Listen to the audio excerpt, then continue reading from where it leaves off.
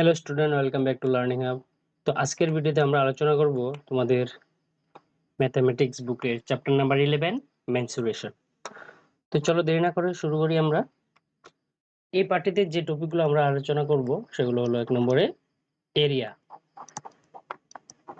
Area বিভিন্ন ধরনের regular ফিগারগুলো যেমন রেক্টেঙ্গল, তারপরে স্কোয়ার, এই ধরনের যে আমাদের আকৃতিগুলো আছে সেগুলোর আমরা এরিয়া বের করব।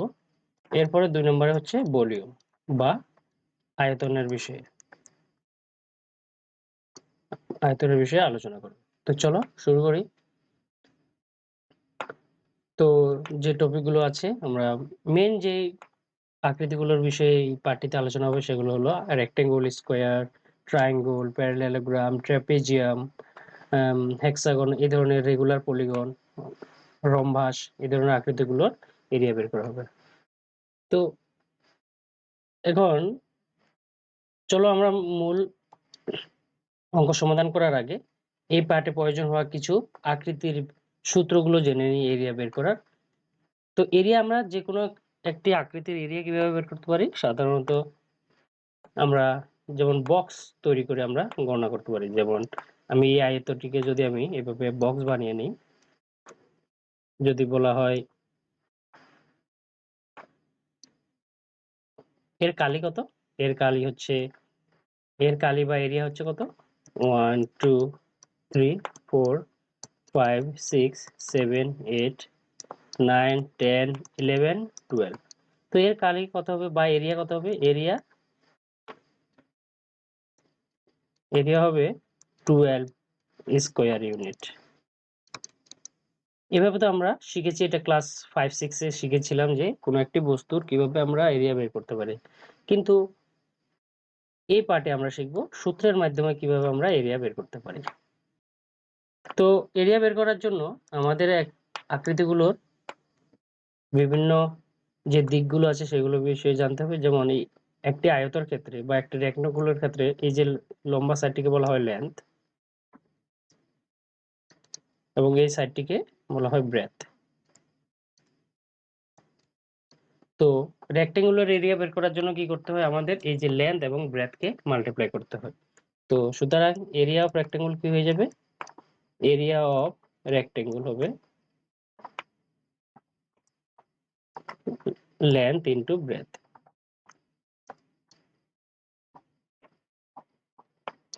এরিয়া অফ রেক্ট্যাঙ্গল হচ্ছে লেন্থ ইনটু ব্রেথ। যেমন একটা উদাহরণ নিলে সহজ হবে বুঝতে আমাদের। যেমন ধরে নিলাম এই যে লেন্থ আমাদের দেওয়া আছে এই আকৃতির 20 সেন্টিমিটার এবং এই সাইডটি দেওয়া আছে 10 সেন্টিমিটার। তো এরিয়া কি হবে? সুতরাং এরিয়া হয়ে যাবে আমাদের লেন্থ ইনটু ব্রেথ। তো লেন্থ দেওয়া আছে 20 সেন্টিমিটার এবং ব্রেথ দেওয়া আছে 10 সেন্টিমিটার। সুতরাং এরিয়া কি হয়ে যাবে? 10 ইনটু 20 হয়ে যাবে 200 তো স্কয়ার সেন্টিমিটার। আমরা এরিয়া যখনই বের করব সবসময় আমরা এরিয়াকে কি করব? স্কয়ার ইউনিটে লিখব। তো যেমন স্কয়ার সেন্টিমিটার দেওয়া থাকলে স্কয়ার সেন্টিমিটার, যদি মিটার দেওয়া থাকে এখানে হবে স্কয়ার মিটার। তো চলো নেক্সট ফিগারের বিষয়ে আলোচনা করি। তো পরের যে আকৃতিটি দেওয়া আছে সেটি হচ্ছে আমাদের স্কয়ার। তো স্কয়ার আমরা জানি একটা বিশেষ ধর্ম হচ্ছে যে এর সাইড কি থাকে? ইকুয়াল লেন্থের হয় এবং প্রত্যেকটা অ্যাঙ্গল, ইন্টেরিয়র অ্যাঙ্গল 90 ডিগ্রি হয়, রাইট অ্যাঙ্গল হয়। তো সুতরাং একটি সাইড জানা থাকলে আমরা বাকি সব সাইডগুলো কত হবে সেটা জানতে পারি। তো সাপোজ এখানে এই সাইডটিকে যদি আমি সাইড ধরে নিই, এটা কি হয়ে যাবে? Equal side. তো এরিয়া বের করার জন্য কি করব? আমরা দুইটি অ্যাডজাসেন্ট সাইডকে কি করব? মাল্টিপ্লাই করব। তো সুতরাং এরিয়া অফ স্কয়ার কি হয়ে যাবে? এরিয়া অফ স্কয়ার হবে side into side. Area of square কি হবে? সাইডের সঙ্গে সাইড মাল্টিপ্লাই করলে এরিয়া বের হয়ে যাবে। এরপর হচ্ছে ট্রায়াঙ্গেল। ট্রায়াঙ্গেলের নিচের সাইডটিকে বলা হয় বেজ এবং উপরের যে শীর্ষবিন্দু থেকে নিচের বেজের উপরে যে আমাদের পারপেন্ডিকুলারটি থাকবে এটিকে বলা হয় হাইট।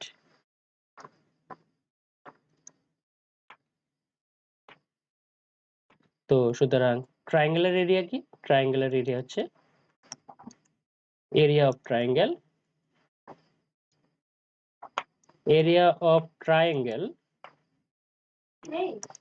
হবে half into base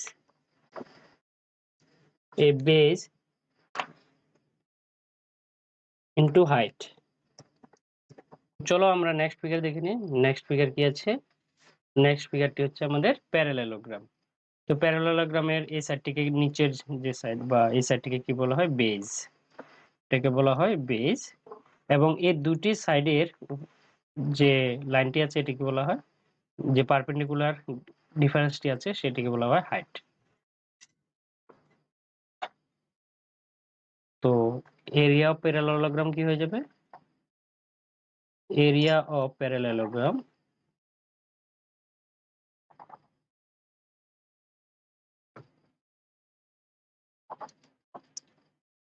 হবে বেজ ইনটু হাইট।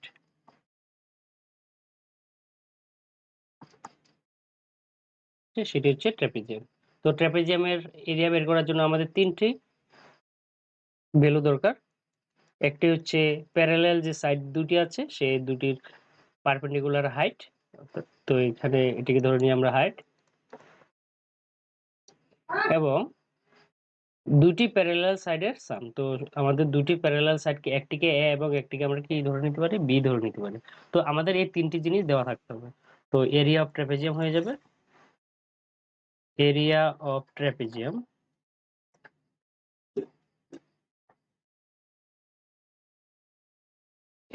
ট্রাপিজিয়াম হবে হাফ ইন্টু দুটি প্যারালাল সাইডের সাম, যেমন এ প্লাস বি ইন্টু আমাদের যে হাইট।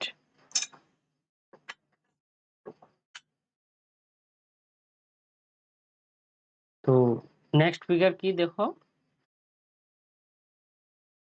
তো 6 নম্বর ফিগারে দেওয়া আছে সার্কেল। তো সার্কেলের এরিয়া হচ্ছে এরিয়া অফ সার্কেল। তো একটি সার্কেলের এই যে লাইনটা, সেন্টার থেকে যে সার্কামফারেন্স পর্যন্ত যে লাইনটি, এটাকে বলা হয় রেডিয়াস বা সংক্ষেপে বলা হয় আর। তো সার্কুলার এরিয়া কি হবে? সার্কুলার এরিয়া হচ্ছে পাই আর স্কয়ার। এখানে পায়ের ভ্যালু হচ্ছে দুইটি দেওয়া থাকে সাধারণত, 22/7 এবং অন্য একটি ভ্যালু 3.14 এটা ব্যবহার করা হয়। তো চলো এখন দেখে নিই আমরা 7 নাম্বার ফিগার। 7 নাম্বার ফিগারে দেওয়া আছে কোয়াড্রিল্যাটারালের এরিয়া বের করার জন্য সেম একইভাবে আমাদের কি করতে হবে? এইভাবে একটি ডায়াগোনাল ড্র করে নিতে হবে, এবং সেই ডায়াগোনালের উপরে বেজ করা দুইটি কি থাকতে হবে? আমাদের হাইট দেওয়া থাকতে হবে। তো যেমন এখানে এই সেন্টার থেকে এই সেন্টারের যে হাইয়েস্ট লেন্থের লাইনটি সেটি হবে ডায়াগোনাল,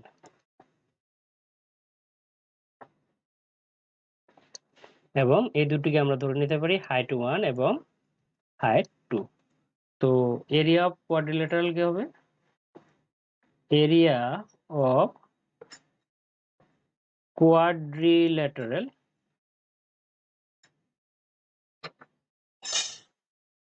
হবে half into height 1 plus height 2 into diagonal. এরপরে আমাদের দেওয়া আছে রম্বাস। তো রম্বাসের অপোজিট সাইডের যে আমাদের ভার্টেক্স আছে, এই ভার্টেক্সের মধ্যে টানা যে লেন্থ সেটিকে বলা হয় ডায়াগোনাল। তো এটিকে হবে, এখানে দুটি ডায়াগোনাল আছে, একটি হচ্ছে এ পয়েন্ট থেকে এ পয়েন্ট পর্যন্ত একটি ডায়াগোনাল, এবং এ পয়েন্ট থেকে এ পয়েন্ট পর্যন্ত ডায়াগোনাল 2। তো রম্বাসের এরিয়া বের করার জন্য আমাদের সবসময় দেওয়া থাকতে হবে দুইটি ডায়াগোনাল। তো চলো এখন বের করে নিই। তো এখানে হয়ে যাবে এরিয়া অফ রম্বাস। এরিয়া অফ রম্বাস হবে half into diagonal 1 into diagonal 2।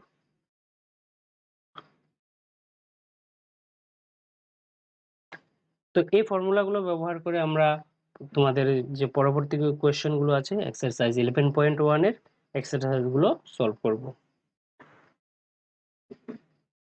তো থ্যাংক ইউ, আজকের ভিডিওতে এতটুকুই। ভিডিওটা দেখার জন্য তোমাদেরকে ধন্যবাদ।